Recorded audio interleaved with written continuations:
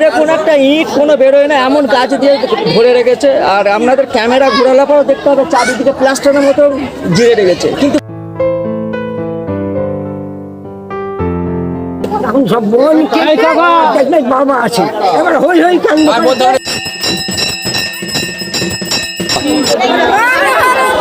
हर हर महादेव। तो एक बार जोर से बोलो हर हर महादेव। हर महादेव।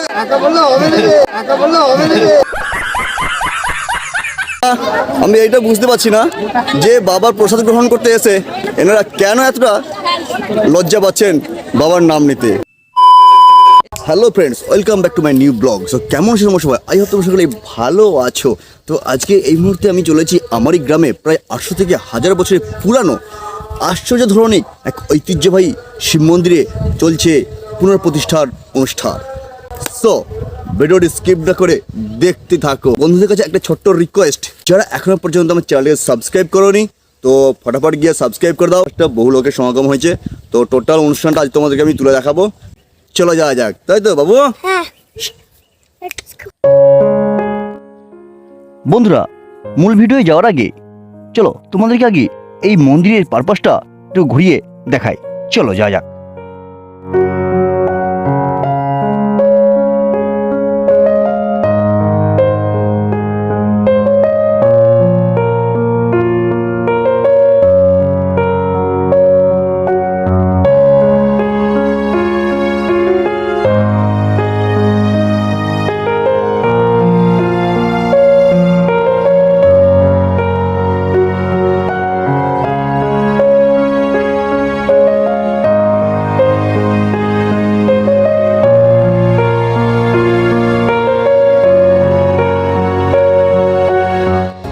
বন্ধুরা, আমরা কম বেশি অনেকেই মহাদেবের ভক্ত, তাই আমরা সকলেই জানি দেবাদিদেব মহাদেব হলেন সংহারকর্তা এবং বাবা মহাদেব এই পৃথিবীতে বিভিন্ন জায়গায় বিভিন্ন রূপে অবস্থান করে থাকেন। আর যেখানেই অবস্থান করেছেন সেখানে এক একটি অলৌকিক কাহিনী নিয়ে গড়ে উঠেছেন। যেমন বাবা জলেশ্বর, ত্রম্বকেশ্বর ইত্যাদি। ঠিক তেমনই বাবা শীতলেশ্বর স্থাপিত হওয়ার পিছনে আছে এক অলৌকিক দুর্ধর্ষ কাহিনী। সেই কাহিনী জানতে চাইলে কমেন্ট করে জানাতে পারো, তার উপর ভিত্তি করে আমি একটি ভিডিও আনবো। তবে বন্ধুরা, এই মন্দিরে কিছু কাহিনী না বললেও নয়। শোনা যায় একবার বাবার গাজনের সময় কিছু মানুষ বাবার প্রতি বিদ্রুপ করলে সাথে সাথে সর্পরূপে দেখা দিলে গ্রামের মানুষ ভয়ে হতভম্ব হয়ে পড়ে। হ্যাঁ বন্ধুরা, এতক্ষণ যে মন্দিরটির কথা বলছিলাম সেটি হলো হুগলি জেলার খানাকুলের মধ্যে অবস্থিত কেতুদল নামক গ্রামে বাবা শীতলেশ্বর মন্দির।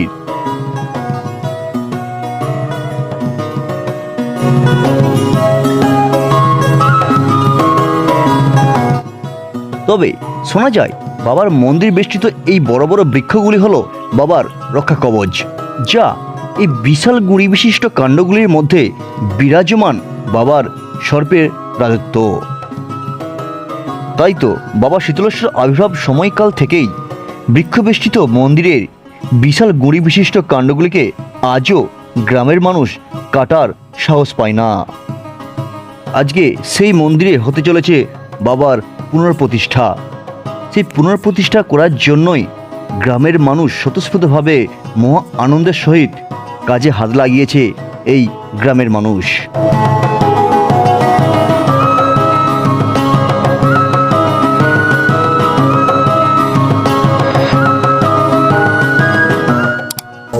আগামীকাল আমাদের শীতলেশ্বরের মন্দির প্রতিষ্ঠা হবে, তার হোমযজ্ঞে লাগবে।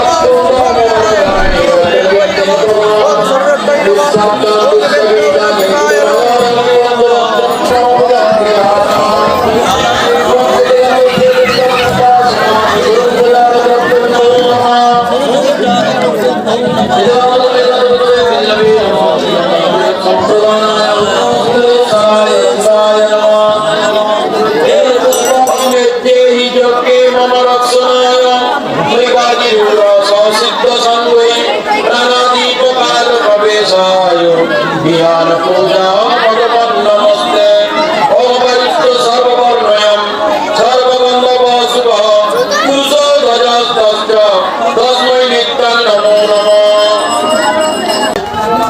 কেটেদল রঞ্জিতবাটির বাবা শিথিলেশ্বরের বহু পুরনো দিনের মন্দির, পাতালপুর হচ্ছে শিব মন্দির, যেটা এনারা 7 ভাই, ঘণ্টেশ্বর, শিথিলেশ্বর ও তারকেশ্বর হচ্ছে বড়, ঘণ্টেশ্বর মেজ, ইনি হচ্ছে সেজ।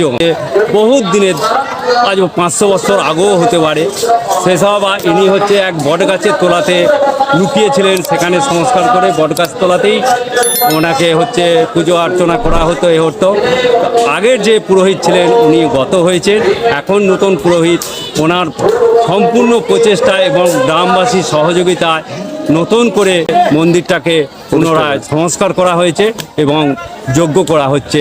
এবং তার মধ্যে এত যে এখানে হচ্ছে লোকের সমাগম আছে, এখানে একটা প্রীতিভোজের আয়োজন করা হচ্ছে। বন্ধুরা, অ্যাকচুয়ালি যে এই মন্দিরটি টোটালি 500 বছরের আপে এই মন্দিরটি স্থাপিত হয়েছে এবং সেই থেকে পূজা অর্চনা হলেও আজকে চলছে সেই সংস্কারের কাজ এবং তাকে কেন্দ্র করেই আগে চলছে সেই বাবার যজ্ঞ এবং সেই সঙ্গে চলছে সেই মন্দির প্রতিষ্ঠা উপলক্ষে কেন্দ্র করেই প্রীতিভোজের ব্যবস্থা আছে, যেখানে সমস্ত গ্রামবাসী মিলে গ্রামবাসীর প্রচেষ্টায় এই কাজ সম্পন্ন করা হচ্ছে এবং প্রত্যেকটা মানুষ, বন্ধুরা, প্রত্যেকটা মানুষ এখানে খুবই স্বতঃস্ফূর্তভাবে এই বাবার মন্দিরে প্রসাদ গ্রহণ করছে।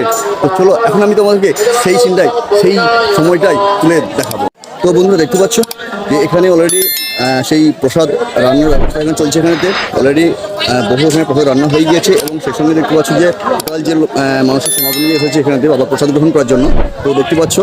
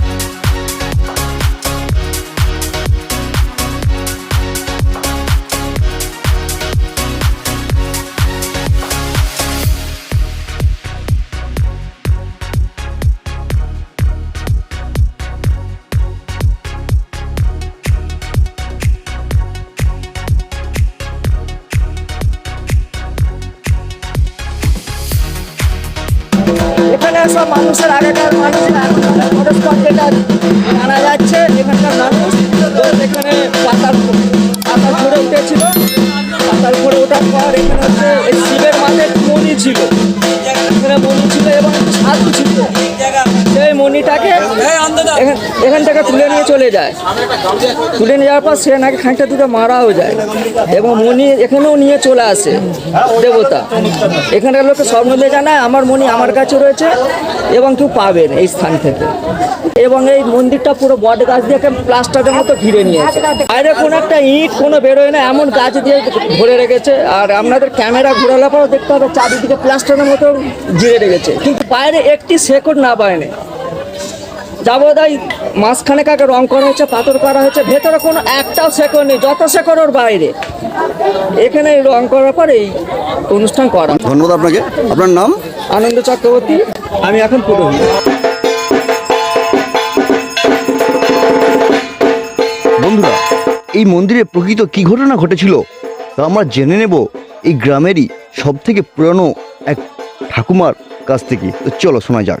প্রথম থেকে বলুন, একটু বলুন। প্রথম ঘর করে বন ছিল, বন ছিল, বনের মধ্যে ঘর করেছিল, মালাকারদের বন থাকতো, সে বলে একদিন নতুন তৈরি করে দিয়ে রেখেছিল, দেখে চট দিচ্ছে, দেখে দুধ দিচ্ছে না কেন।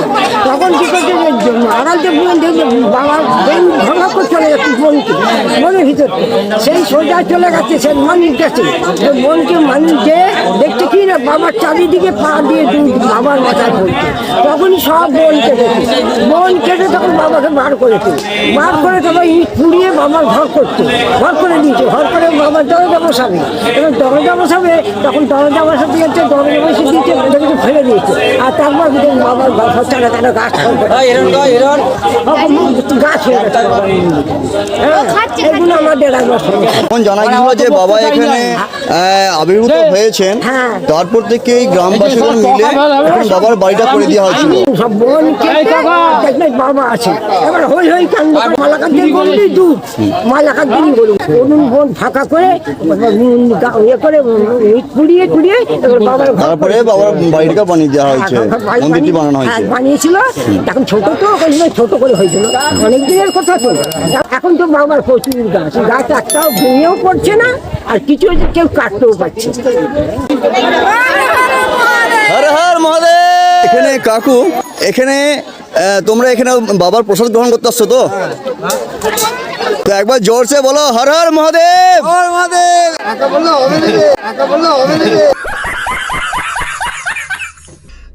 ভগবান একবার বলো হর হর মহাদেব।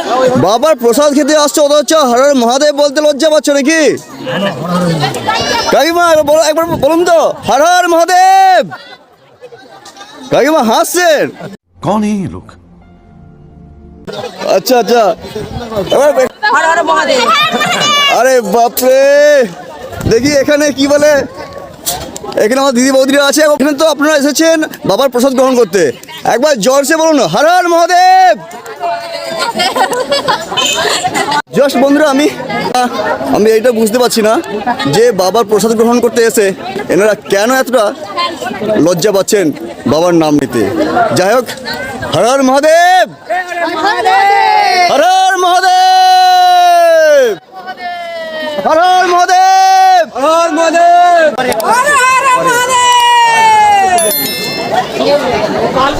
বলো বলো, আরে বলো একবার।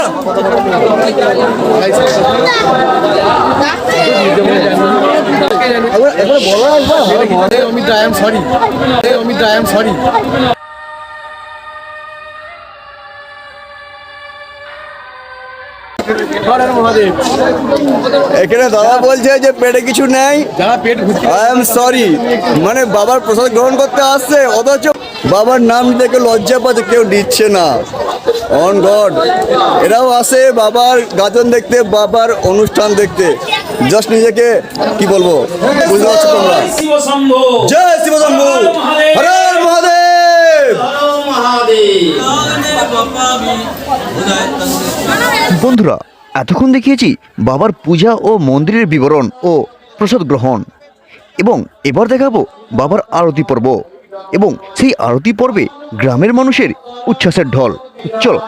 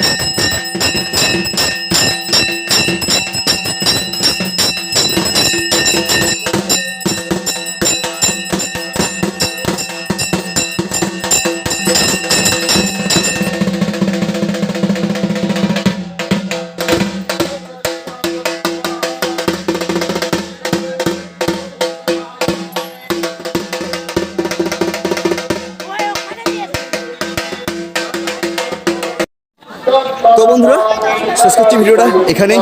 ভিডিওটা কেমন লাগলো তাদেরকে কমেন্ট করে জানাতে ভুলো না, আর চ্যানেলে নতুন হলে সাবস্ক্রাইব করে সাথে থেকো। আর যারা এই ভিডিওটা ফেসবুক থেকে দেখছো তারা প্লিজ ফলো করে দিও। ওকে, তো চলো দেখা হচ্ছে নেক্সট ভিডিওয় কোনো এক নতুন জায়গায় কোনো এক নতুন ভিডিওর মাধ্যমে। ওকে, টাটা।